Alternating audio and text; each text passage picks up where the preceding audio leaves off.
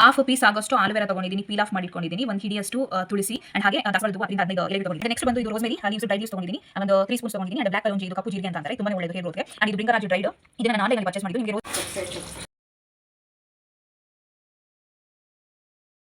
ಅದರಲ್ಲಿ ಇರುವಂತಹ ಅಂಶ ಎಲ್ಲನೂ ಆ ಎಣ್ಣೆಯಲ್ಲಿ ಇಳಿಬೇಕು. ನೋಡಿ, ಈ ರೀತಿ ಕಲರ್ ಚೇಂಜ್ ಆಗಬೇಕು. ಹಾಯ್, ಎಲ್ರಿಗೂ ನಮಸ್ತೆ. Welcome to Rekha Poorviksha vlogs. And ಇವತ್ತು ಒಂದು ಒಳ್ಳೆ ಹರ್ಬಲ್ ಹೇರ್ ಆಯಿಲ್ ಮಾಡಿ ತೋರಿಸ್ತಿದ್ದೀನಿ. ಹೆಣ್ಣಿಗೆ ಸೌಂದರ್ಯ ಏನು ಅಂತ ಹೇಳಿದ್ರೆ ಕೂದಲು.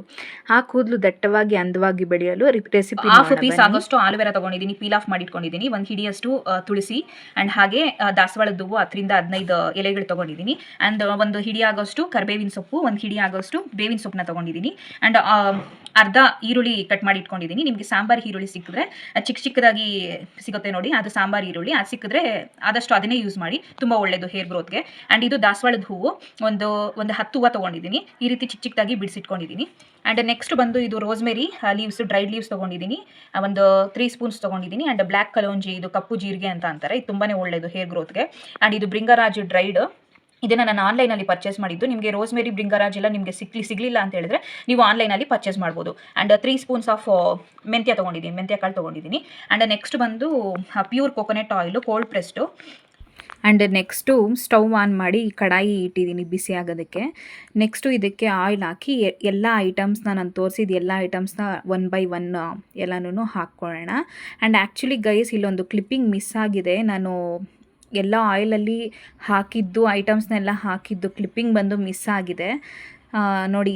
ಇವಾಗ ಅದಕ್ಕೆ ಇಲ್ಲಿ ನೆಕ್ಸ್ಟ್ ಕ್ಲಿಪ್ಪಿಂಗ್ ತೋರಿಸ್ತಿದ್ದೀನಿ ನೋಡಿ. ಈ ರೀತಿ ಎಲ್ಲ ಐಟಮ್ಸ್ ಎಲ್ಲ ಹಾಕ್ಕೊಂಡು ಒಂದು ಲೋ ಫ್ಲೇಮಲ್ಲಿ ಇಟ್ಟು ಕುದಿಸ್ಬೇಕು. ಅದರಲ್ಲಿ ಇರುವಂತಹ ಅಂಶ ಎಲ್ಲ ಎಣ್ಣೆಗೆ ಚೆನ್ನಾಗಿ ಇಳಿಬೇಕು. ಯಾವುದೇ ಕಾರಣಕ್ಕೂ ಕೂಡ ಹೈ ಫ್ಲೇಮಲ್ಲಿ ಇಡಬೇಡಿ. ಅದರಲ್ಲಿರುವಂತಹ ಐಟಮ್ಸ್ ಅಂಶ ಎಲ್ಲನೂ ನಿಮಗೆ ಸಿಗೋದಿಲ್ಲ, ಸೀದೋದ್ರೆ. ಸೊ ಸೀದೋಗೋ ಚಾನ್ಸಸ್ ಇರುತ್ತೆ. ಸೊ ಹಾಗಾಗಿ ಲೋ ಫ್ಲೇಮಲ್ಲೇ ಇಟ್ಕೊಂಡು ಪರವಾಗಿಲ್ಲ, ಪೇಷನ್ಸಿಂದ ಆಯಿಲ್ನ ಮಾಡ್ಕೊಳ್ಳಿ. ಆ್ಯಂಡ್ ಇದರಲ್ಲಿ ಯೂಸ್ ಮಾಡಿರುವಂತಹ ಐಟಮ್ಸ್ ಎಲ್ಲ ತುಂಬಾ ಒಳ್ಳೆಯದು, ಹೇರ್ ಗ್ರೋತು ಚೆನ್ನಾಗಿ ಪ್ರಮೋಟ್ ಮಾಡುತ್ತೆ. ಇದರಲ್ಲಿ ನಾನು ನೀಮ್ ಯೂಸ್ ಮಾಡಿದ್ದೀನಿ. ನೀಮು ಡ್ಯಾಂಡ್ರಫ್ಗೆ ತುಂಬಾ ಒಳ್ಳೆಯದು. ಸಾಕಷ್ಟು ಜನಕ್ಕೆ ಡ್ಯಾಂಡ್ರಫ್ ಇರುತ್ತೆ ನೋಡಿ, ಅದಕ್ಕೆ ನೀಮ್ ಯೂಸ್ ಮಾಡಿ.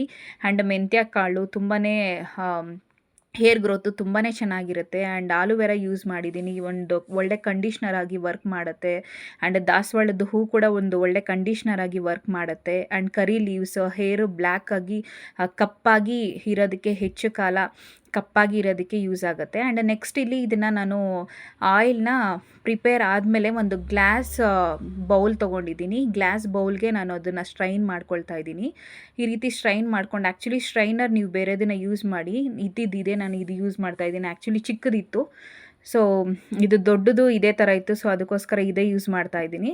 ಸೊ ನೀವು ಬೇರೆದ್ರಲ್ಲಿ ಸ್ಟ್ರೈನ್ ಮಾಡೋದ್ರಿಂದ ನೀಟಾಗಿ ಅದರಲ್ಲಿ ರೋಸ್ಮೆರಿ ಎಲ್ಲ ಕೆಲವೊಂದು ಇದಾಗಿದೆ. ಸೊ ಬೇರೆದ್ರಲ್ಲಿ ಯೂಸ್ ಮಾಡೋದ್ರಿಂದ ನಿಮಗೆ ಕ್ಲೀನಾಗಿ ಆಯಿಲ್ ಸ್ಟ್ರೈನ್ ಮಾಡ್ಬೋದು. ಆ್ಯಂಡ್ ಈ ರೆಸಿಪಿ ನೀವು ಯಾವಾಗ ಸ್ಟವ್ ಆಫ್ ಮಾಡಬೇಕು ಅಂತ ಹೇಳಿದ್ರೆ ನೋಡಿ, ಅದರಲ್ಲಿ ಬಬ್ಬಲ್ಸ್ ಬರೋದೆಲ್ಲ ಸ್ಟಾಪ್ ಆಗಿ ಅದರಲ್ಲಿರುವಂತಹ ಐಟಮ್ಸ್ ಎಲ್ಲ ಚೆನ್ನಾಗಿ ಕ್ರಿಸ್ಪಿಯಾಗಿ ಆಗಿರುತ್ತೆ ನೋಡಿ. ಆಗ ನೀವು ಸ್ಟವ್ನ ಆಫ್ ಮಾಡಿ ಅದನ್ನು ತಣ್ಣಗಾಗೋದಕ್ಕೆ ಒಂದು 1/2 hour to 1 hour ಬಿಟ್ಬಿಟ್ಟು, ಸೊ ಆಮೇಲೆ ಅದನ್ನು ಸ್ಟ್ರೈನ್ ಮಾಡಿ ನೋಡಿ. ಈಗ ಆಯಿಲ್ ರೆಡಿ ಆಗಿದೆ ನೋಡಿ, ಯಾವ ಥರ ಕಲರ್ ಬಂದಿದೆ ಅಂತ. ಈ ಥರ ಕಲರ್ ಬರಬೇಕು, ಆಗ ಆಲ್ಮೋಸ್ಟ್ ಆಯಿಲ್ ರೆಡಿ ಆಗಿದೆ. ಆಲ್ಮೋಸ್ಟ್ ಅಲ್ಲ, ರೆಡಿ ಆಗಿದೆ ಅಂತಲೇ ಅರ್ಥ. ಸೊ ಇದನ್ನು ಅಪ್ಲೈ ಮಾಡಿ, weekly 2 times to 3 times apply ಮಾಡಿ ಹೇರ್ ಗ್ರೋತ್ ಪ್ರಮೋಟ್ ಮಾಡಿ.